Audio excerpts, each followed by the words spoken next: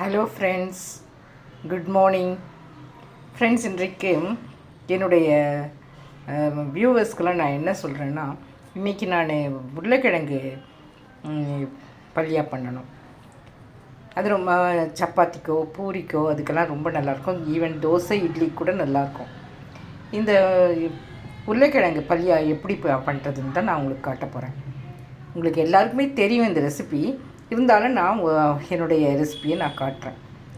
Friends, பாருங்கள், சீரகம் வச்சுருக்கேன் தாளிக்கிறதுக்கு, வெங்காயம், கருவேப்பிலை, கொஞ்சம் சின்ன வெங்காயம், இஞ்சி நறுக்கி வச்சுருக்கேன், பச்சை மிளகாய் நீளமாக அரிஞ்சு அது விதைங்களெல்லாம் எடுத்துகிட்டு அது அப்படியே அரிஞ்சு வச்சுருக்கேன். அடுத்தது தக்காளி வச்சுருக்கேன், 3 தக்காளி, 3 உருளைக்கிழங்கு. அடுத்தது கொத்தமல்லி கட் பண்ணி வச்சுருக்கேன். இதுதான். அடுத்தது இதில் மஞ்சத்தூள் போடணும். அண்டு அவ்வளோதான்.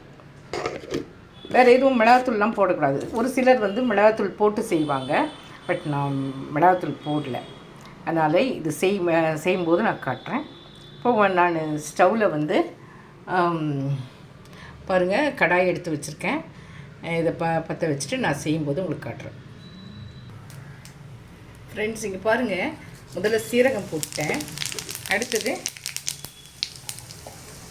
வெங்காயம் போடுறேன். எப்படி வேணால் போடலாம். வெங்காயம், இஞ்சி, கருவேப்பிலை இது போடுறேன்.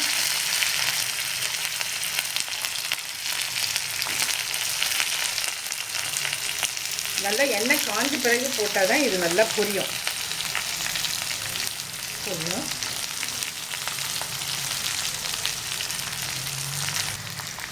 பாருங்கள் ஃப்ரெண்ட்ஸ், இந்த வெங்காயம் நல்லா பொரியுது. நல்லா ப்ரௌன் ஆகணும்.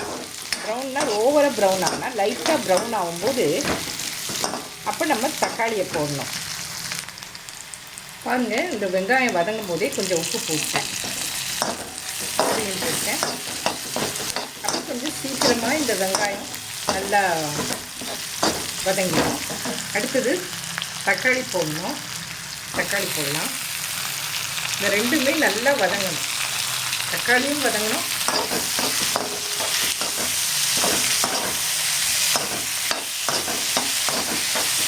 வெங்காயமும் வதங்கணும். கொஞ்சம் அதுக்கு பிறகு பச்சை மிளகாய் இதெல்லாம் நல்லா வதங்கிறதுக்கு கொஞ்சம் நேரம் இருக்கும்.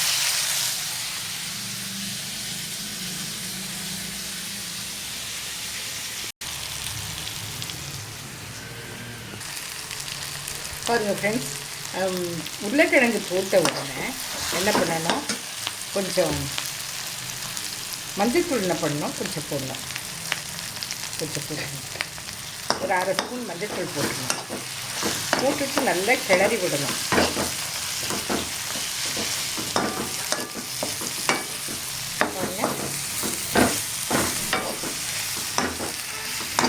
நல்லா கிளறி விடணும். ஃப்ரெண்ட்ஸ், இங்கே பாருங்கள், கொஞ்சம் நம்ம உருளைக்கிழங்கு போட்டோம்னா நல்லா கெட்டிமாகிடுச்சு. கொஞ்சம் தண்ணி ஊற்றணும். நமக்கு எவ்வளோ தண்ணியாக வேணுமோ அந்த அளவுக்கு ஊற்றணும். ஊற்றின உடனே இது கொஞ்சம் நல்லா லூஸ் ஆகும். எவ்வளோ தண்ணி வேணுமோ நமக்கு அந்த அளவுக்கு நம்ம தண்ணியை ஊற்றி கலக்கி விடணும். கொஞ்ச நேரம் இந்த மஞ்சத்தூள் வாசனை, இந்த போட்ட பொருளுங்களுடைய வாசனைலாம் வராதபடி, இந்த பச்சை வாசனைலாம் வராதபடி நம்ம கொஞ்ச நேரம் அதை திறந்து ஸ்லிம்மில் வச்சுருக்கோம்.